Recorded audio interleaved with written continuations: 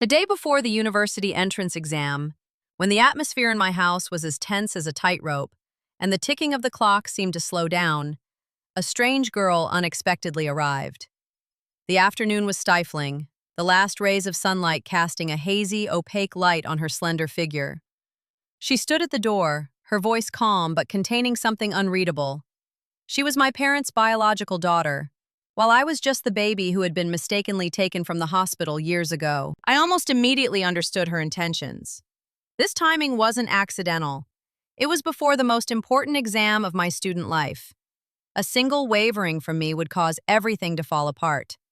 But she wasn't an ordinary person. She was a reborn being. And I was the one who had transmigrated into this book, the one who knew every step of the way. My mother was visibly moved upon hearing this. My mother rushed to embrace the girl, tears streaming down her face, her voice trembling. "My dear, there's no need for a DNA test.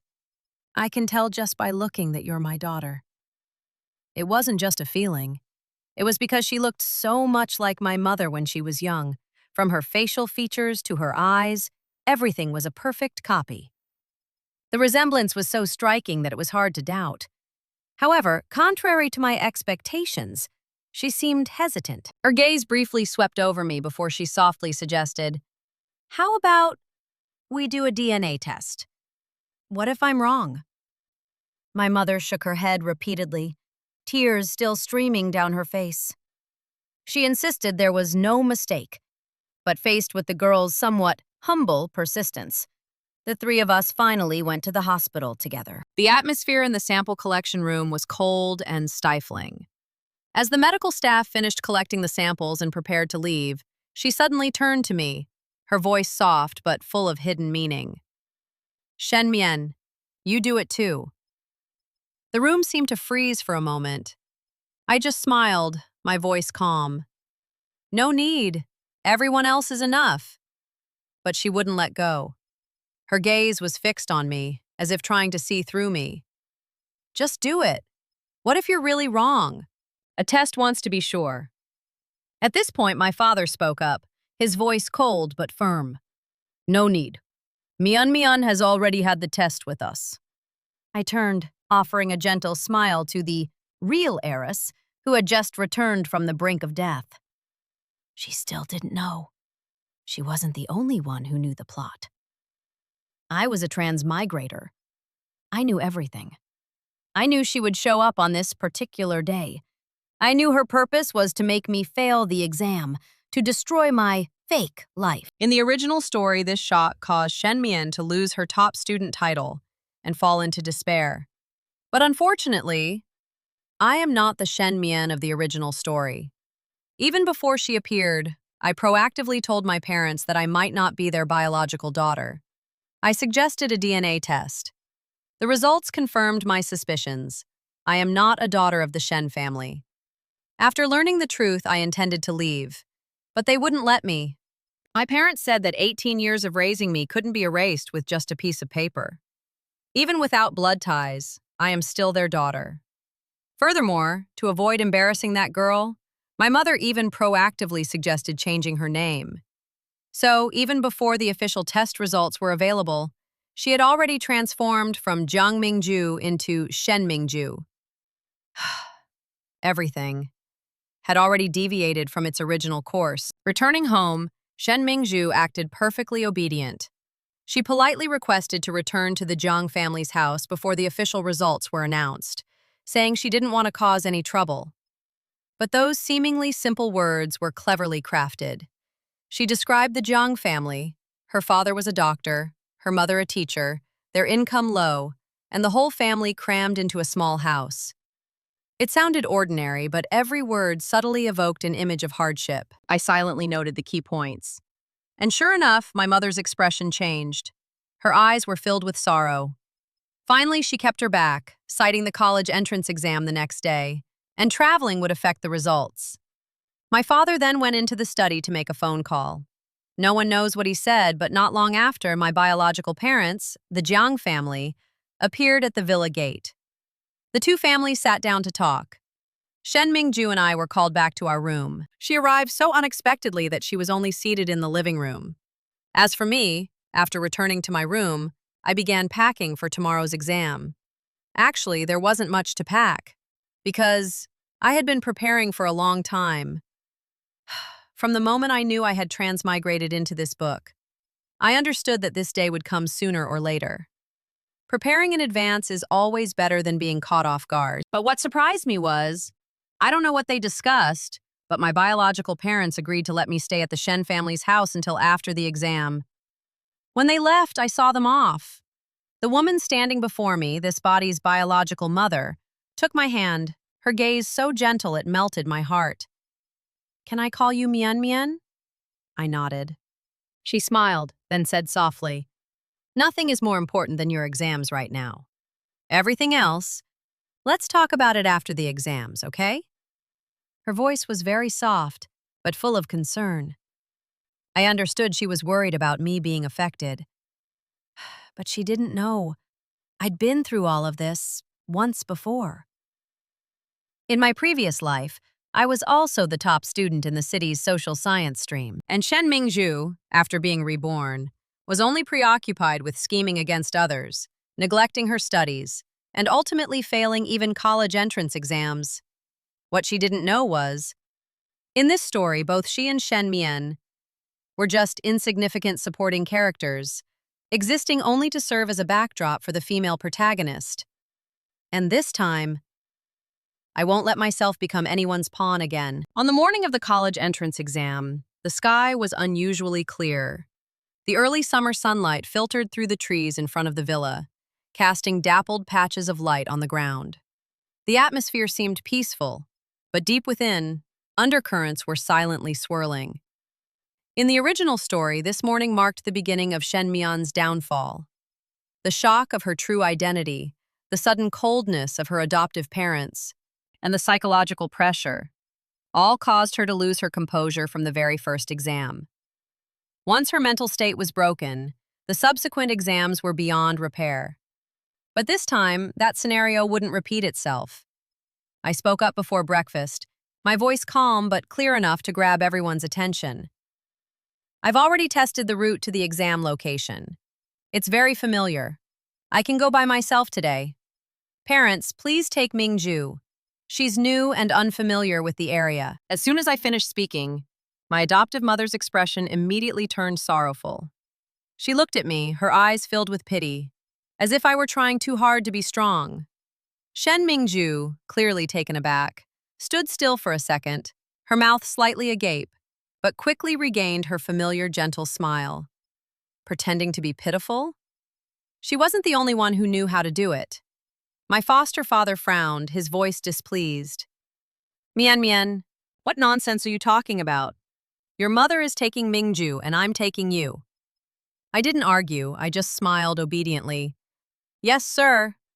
My smile was so gentle that no one could fault it, but it caused Shen Mingzhu's expression to gradually harden. She hadn't achieved her goal. The exam went exactly as expected. There was no panic, no mistakes. Every question felt so familiar, as if I'd done it hundreds of times. Each stroke of my pen was steady and decisive, because I really had practiced that way. From the moment I knew I'd transmigrated into this book, I'd started redoing all the exam questions from this world. Each time, my score was higher than the last. Top score? Not guaranteed. But getting into university? Definitely. Meanwhile, I knew very well, Shen Mingzhu hadn't studied seriously at all. Her mind was completely consumed by scheming against others. How could someone like that possibly win? After the exam, the DNA test results came back. Nothing surprising. Shen Mingzhu was indeed the real daughter of the Shen family. The moment she saw the results, she gave me a provocative glance, then immediately threw herself into Mrs. Shen's arms, sobbing as if she had suffered countless injustices. Mrs. Shen held her tightly, tears streaming down her face. Mr. Shen stood beside them, silently lighting a cigarette, his expression complex. I approached him, speaking softly. "Dad, I want to talk privately." He paused, then nodded. We went into the study. As soon as the door closed, all outside sounds were immediately cut off. I got straight to the point. Dad, I plan to move back to the Jiang family's house today. Mr. Shen was stunned. Have you thought this through? The Shen family isn't short of money. Having another daughter isn't a problem. I smiled, but my eyes were calm. That's precisely why I have to leave. I explained slowly, word by word. If you stay, Min Cho will be uncomfortable. There will definitely be conflicts between the two of you later. At that point, whoever the parents favor, the other will be hurt. I paused for a moment, then continued. Besides, my biological parents only have me as their daughter. This statement was both a responsibility and a choice. I had taken on Zhang Mian's identity, so I had to shoulder her life. The study fell silent for a long time. Finally, Father Shen sighed, his eyes filled with complex emotions. You have truly grown up. I just smiled faintly. People have to grow up eventually. He opened a drawer, took out a land ownership certificate, and pushed it towards me. This was originally intended as a gift for you when you went to university. Take it with you. I shook my head, gently refusing. I only need to bring my clothes and personal belongings. In the original story, this very house became the cause of a major dispute later on. I didn't want to get involved. Receiving something from someone requires respect. But I didn't want to be in debt. On the day the exam results were announced, the atmosphere in the Jiang family was even more tense than during the exam itself. My parents sat in front of the phone, restless and anxious. I, on the other hand, was quite calm. Before I could even check my score, the phone rang. It was Mr. Shen. His voice was full of excitement. Mian Mian, the teacher called. You, 698 points. The top student in the social sciences in the city. I froze. 698. It was slightly higher than I had expected. The second place student was 1 point behind you, he added, his voice full of pride. I tightened my grip on the phone. Just 1 point. Then, it's very possible that person is the female protagonist. I didn't ask any further questions. Staying away from the female protagonist is still the safest option. Not long after, my phone rang incessantly. Prestigious schools called one after another, but I had already made my decision to stay in this city. Not because it's the best place, but because it's the safest place for me. I've changed part of the plot, but where the future leads, no one knows. So I chose the most stable path. And what about Shen Mingju? Her score was only 20, a score so low that it left both families speechless. Mrs. Jiang couldn't believe it. Her grades weren't like this before. Mr. Jiang coldly replied, she was probably too happy and forgot how to do the test. His voice was somewhat sarcastic, but behind it was an undeniable disappointment. I stood silently beside them. My heart remained calm. Because I've known this outcome for a long time. Those who only scheme against others will ultimately destroy themselves. After the exam results were announced, the atmosphere in the Jiang family became strangely indescribable.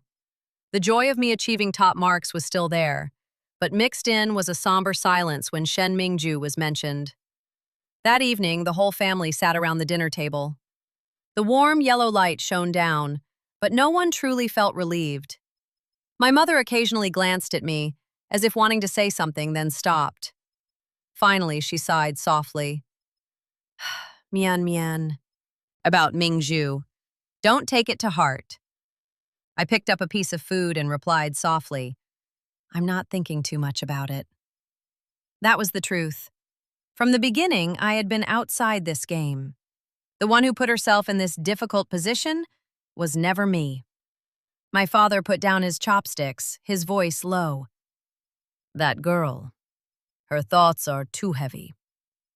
A short sentence, but enough to close all judgments. No one mentioned it again. The following days passed quite peacefully, until I received an invitation from the Shen family. They wanted to hold a party, both to celebrate my university acceptance and to officially introduce Shen Mingju to their relatives and friends. The venue was a luxurious restaurant, with a private room already reserved. As I entered, the sparkling crystal chandeliers reflected off the impeccably tailored suits and exquisite evening gowns, creating a familiar scene of opulence. There was only one thing that surprised me. Shen Mingju wasn't there. Perhaps my questioning look betrayed my suspicion, so Mr. Shen proactively explained.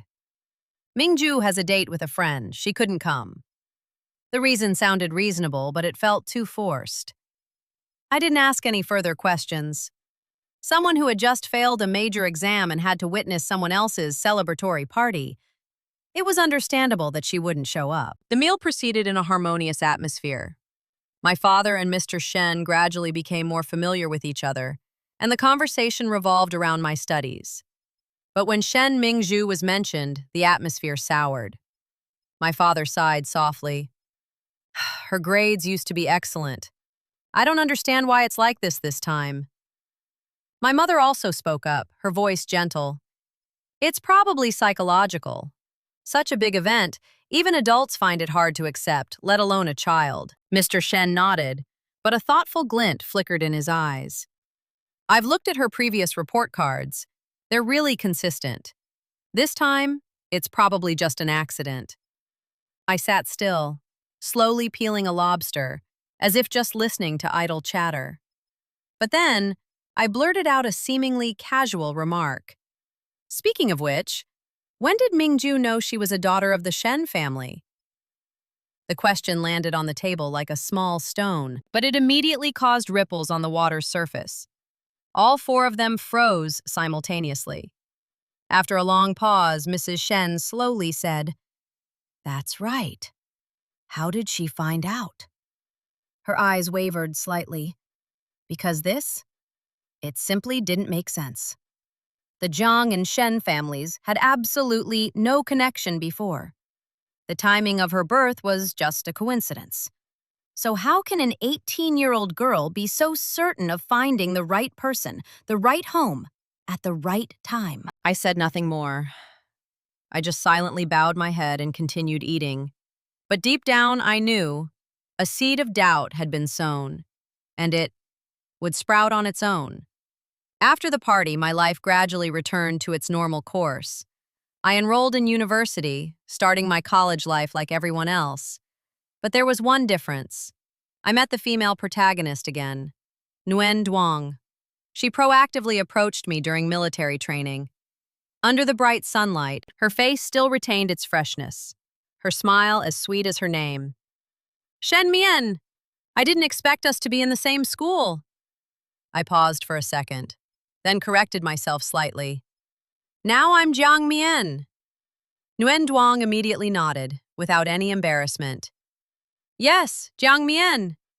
She was very approachable, even overly enthusiastic. Within just a few days, we exchanged contact information, even discovering our dorms were right next to each other. That evening, I received a message from her. "Quick, go check out the school forum for handsome guys." I opened it out of curiosity. Immediately, a prominent post appeared, a photo of a male student during military training. Amidst a crowd of suntanned students, he stood out incredibly. His skin was fair, his features sharp, his eyes cold yet captivating. His name was quickly discovered, Jiang Huai, the male protagonist of this book. Before I could scroll further, Nguyen Duong sent several messages in quick succession, his voice so excited it almost pierced through the screen. But I remembered very clearly. In the original novel, the one who fell in love at first sight was Jiang Huai, not Nguyen Duong, and yet now, everything seemed to be reversed. In the days that followed, events unfolded increasingly differently from my memory.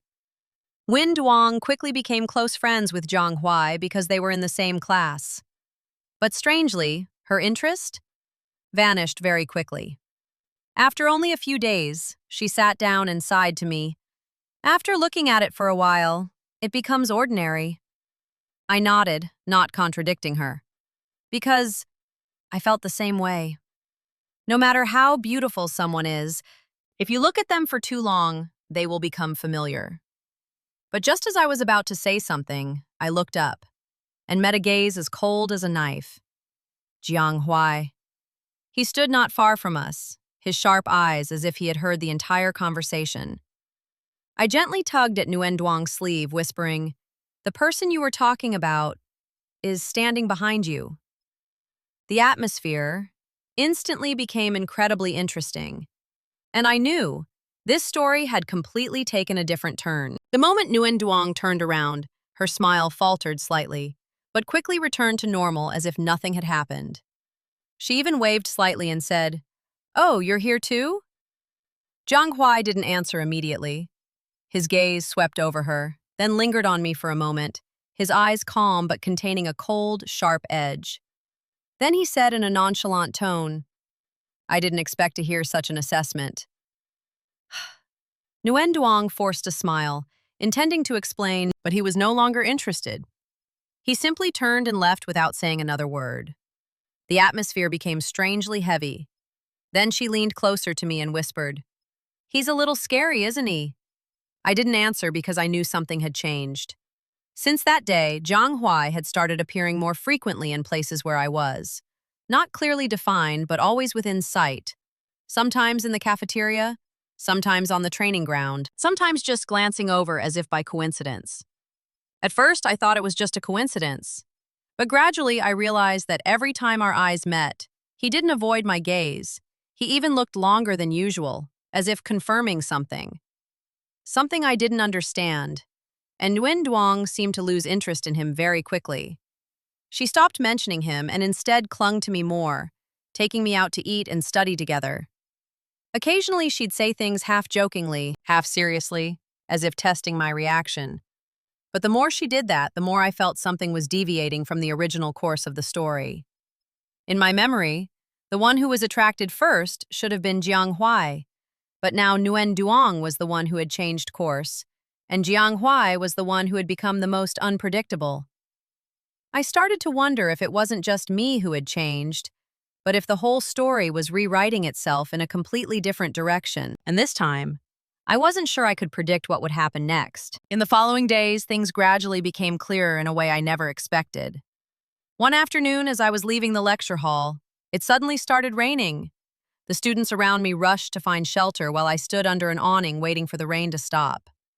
Just then, an umbrella stopped in front of me. I looked up and met the familiar gaze of Jiang Huai. He said nothing, only slightly tilted the umbrella towards me as if in silent invitation. I hesitated for a second, then stepped under the umbrella. We stood so close that we could hear each other's breathing. The rain was falling heavily, but the space under the umbrella was strangely quiet. After walking a short distance, he suddenly spoke. "Have you ever met me before?" I froze. That question was like a needle piercing my thoughts. I smiled lightly and answered vaguely, "Probably not."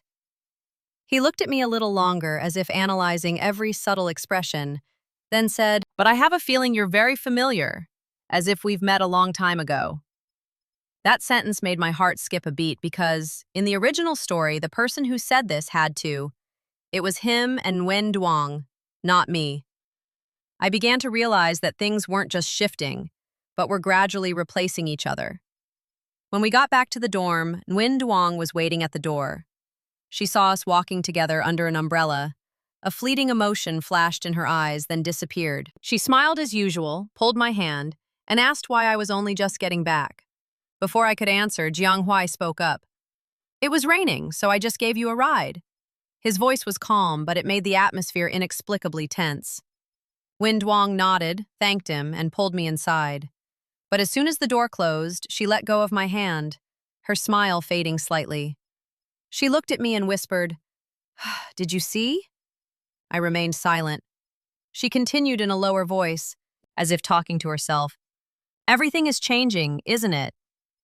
That statement stunned me, because for the first time, I realized that I might not be the only one who remembered the original plot. And if that were true, this game wouldn't be simple anymore. Because when more than one person knows the future will no longer belong to them. About anyone else. That night, I couldn't sleep.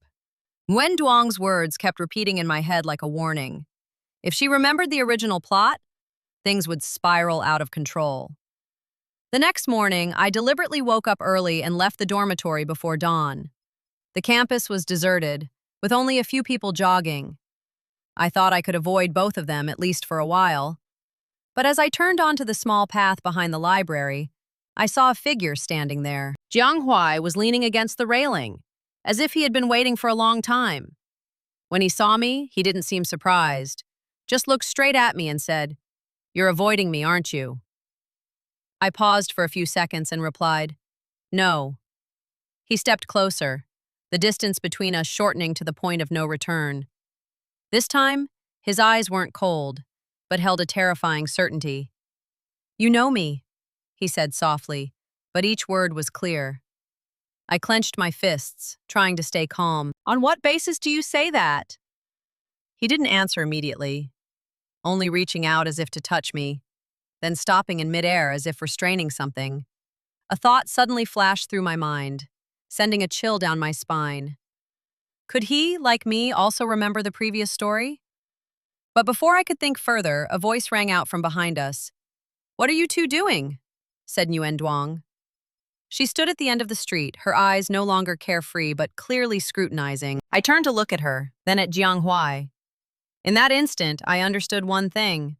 The game had begun, and none of us three could pretend to be unaware anymore. Jiang Huai slowly withdrew her hand, her gaze shifting to Nguyen Duong. Her voice was calm but held a deep, hidden meaning. "You've arrived at just the right time." Nguyen Duong merely smiled slightly, stepping closer to me as if unintentionally. Yet it felt like an affirmation of her position. She looked at him and said, "There are things where the first to arrive doesn't always win." The words sounded casual, but they made the atmosphere tense. I stood between them, feeling for the first time that I was no longer an observer, but had been pulled straight into the center of the story. This time, one wrong step and I might not have another chance to turn back. Back to how it was before. No one spoke another word at that moment, but the silence was heavier than any conversation. Finally, Jiang Huai was the first to leave. He turned his back and walked slowly, as if in no hurry. But before passing me, he whispered, just loud enough for me to hear, "You can't escape." That sentence sent a chill down my spine. Wen Duong, standing beside him, seemed to hear nothing. She only watched his retreating figure for a moment before turning to me. This time, her eyes were completely different. No longer gentle, but terrifyingly alert. She asked directly, "How much do you remember?" I remained silent for a few seconds, then asked back, "What about you?" She smiled faintly, but the smile didn't reach her eyes. It was enough to know my fate. Her answer was vague, yet clear enough to confirm my suspicions. We weren't the only ones who knew this story beforehand. I took a slow breath and said, "So, what are you going to do?" Wen Duong looked at me for a moment, then said, "I used to think that if I just stayed outside, everything would unfold according to the plot. But now it seems impossible." She paused for a moment, then continued, If things have changed, they have to change completely." That statement made me feel more threatened than facing Jiang Huai, because if he was like an unpredictable variable, Wen Duong was like someone who had already calculated every move. Then she pulled my hand, her voice returning to normal as if the serious conversation had never happened. "Let's go, we're late for class." I let her pull me along, but my mind was still reeling from what had just happened. Jiang Huai didn't show up that day, but the more he didn't, the more uneasy I felt.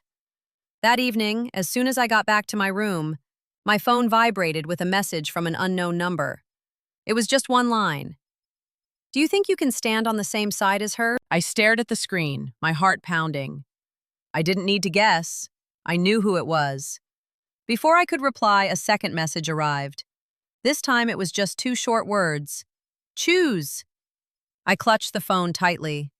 For the first time, I realized this story wasn't about who loved whom anymore, but had turned into a game of chess where everyone was trying to gain control. And the scariest thing was, I don't know where I really stand in that game, or perhaps I was never a player from the start, but merely a pawn targeted by both sides. I stared at the two words "choose" for a long time but didn't reply. The screen darkened, reflecting my pale, almost alien face. I put the phone down, but before I could even breathe, there was a light, rhythmic knock on the door, as if it had been planned. I opened the door. Nguyen Duong stood there, her hand still on the door, her eyes glancing at me before settling on the phone inside. She asked who had texted me. I didn't hide anything, I just showed her the screen. Nguyen Duong glanced at it, then chuckled softly. It seemed he wasn't going to wait any longer. She entered the room, closing the door behind her without asking my opinion. She pulled up a chair and sat down opposite me, her voice low. "We don't have much time left." I leaned against the table, looking at her. "Do you know what he wants?" Nguyen Duong shook her head. "But I know one thing. He doesn't want us on the same side." She looked up, staring straight at me, each word clear. "If you hesitate, you'll be drawn to him." I remained silent, the details of the original plot flashing through my mind. Jiang Huai controlled everything from beginning to end. No one escaped his orbit, while Nguyen Duong was initially just a victim. But now the roles were reversed. One person wanted to pull me toward them. The other wanted me to choose to stand with her. I asked, "What if I don't choose?" Nguyen Duong smiled, but her eyes turned cold. "Then you'll be chosen instead." The simple, cruel answer made me understand there was no turning back. At that moment, my phone rang again. This time it wasn't a text message, but a picture. I opened it and my heart stopped. It was a photo taken in front of my dormitory a few minutes earlier. In the frame, Nguyen Duong and I were standing opposite each other, so clearly that there was no denying it. Below, there was only one line. "Do you think you have a secret?" I clutched the phone tightly, my hands growing colder and colder. Nguyen Duong also saw the photo, and for the first time, her expression truly changed. She jumped up, looking out the window as if searching for something. But outside, there was only the silent darkness. She turned back to look at me, her voice lower than ever. "He's been watching us, not just now, but perhaps from the beginning." I swallowed hard, my throat dry. "If so, since when?" Nguyen Duong didn't answer immediately, only saying one sentence that sent a chill down my spine. "Perhaps since you started to change." That sentence was like confirmation of everything I thought I had kept hidden from the beginning.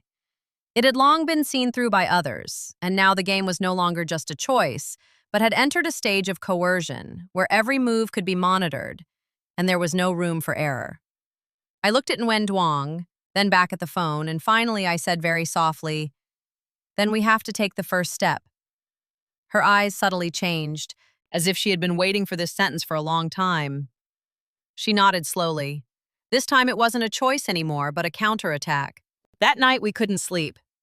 Nguyen Duong quickly devised a simple but risky plan. If Jiang Huai was watching, then what he saw might not be the truth. We would show him what he wanted to see. The next morning, Nguyen Duong deliberately avoided me all day, even acting cold in front of everyone. Meanwhile, I accidentally appeared in places Jiang Huai frequented. As expected, he quickly approached me. This time, without beating around the bush, he looked straight at me and said, "You've made your choice, haven't you?" I was silent for a second, then nodded. He didn't ask who I chose, just smiled slightly, as if he already knew everything. After that, in the following days, I started spending more time with him, eating together, studying together, even letting rumors spread everywhere that I was with Jiang Huai. Nguyen Duong completely disappeared from our circle, but only I knew that every night when everything was quiet, we still silently communicated, gradually pushing the story further from its original course until one evening, Jiang Huai took me to the rooftop of the building.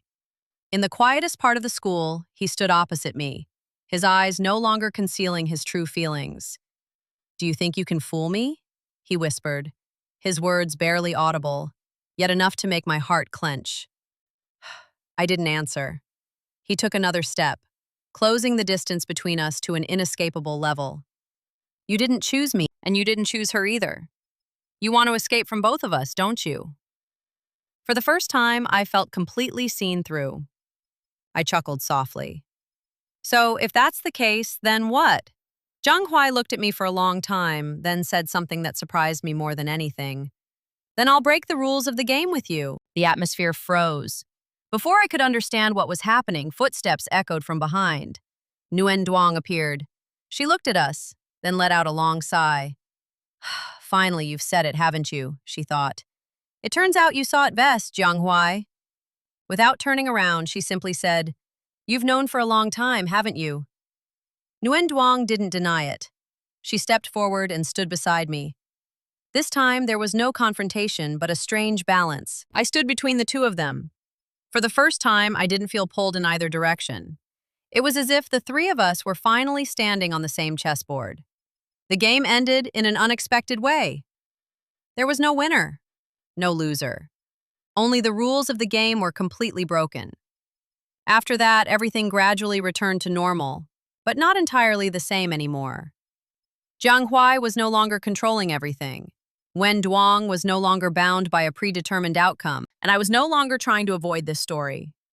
We still met, still talked, still coexisted in a story that had been rewritten. But this time, no one knew the ending, and no one needed to know anymore. Because for the first time, the future truly belongs to us. But things didn't stop there. A few days after we thought we had escaped the old trajectory, I began to notice small details that didn't fit together. Time repeated itself. Familiar conversations took place with almost identical dialogue, differing only by a few words, as if someone was trying to pull the story back on track. One afternoon, while I was in the library, a book unexpectedly fell from the shelf right in front of me. I bent down to pick it up, and when I opened it, between the white pages appeared a single line of text. The story doesn't end when you refuse it. My heart pounded. A cold sensation spread from my fingertips. I immediately took the book and went to find Nguyen Duong and Jiang Huai. When the three of us gathered in the room, no one spoke. Nguyen Duong was the one who broke the silence. So it's not just us, I looked at her. I wonder if there's anyone else. She shook her head. I don't know, but there's definitely some force keeping this story going. Jiang Huai leaned against the wall, her eyes downcast. From the beginning, we thought we were fighting against the plot. But maybe what we're facing isn't the plot at all. It's what created it. That statement plunged the room into a heavy silence. I clutched the book in my hand, realizing for the first time that perhaps everything we had done so far was just part of a larger loop. Nguyen Duong said slowly, If that's the case, then there's only one way. I looked at her. To destroy it completely, not to change it, not to avoid it, but to make this story cease to exist. Jiang Huai chuckled softly. This time the smile was no longer cold but carried a hint of madness.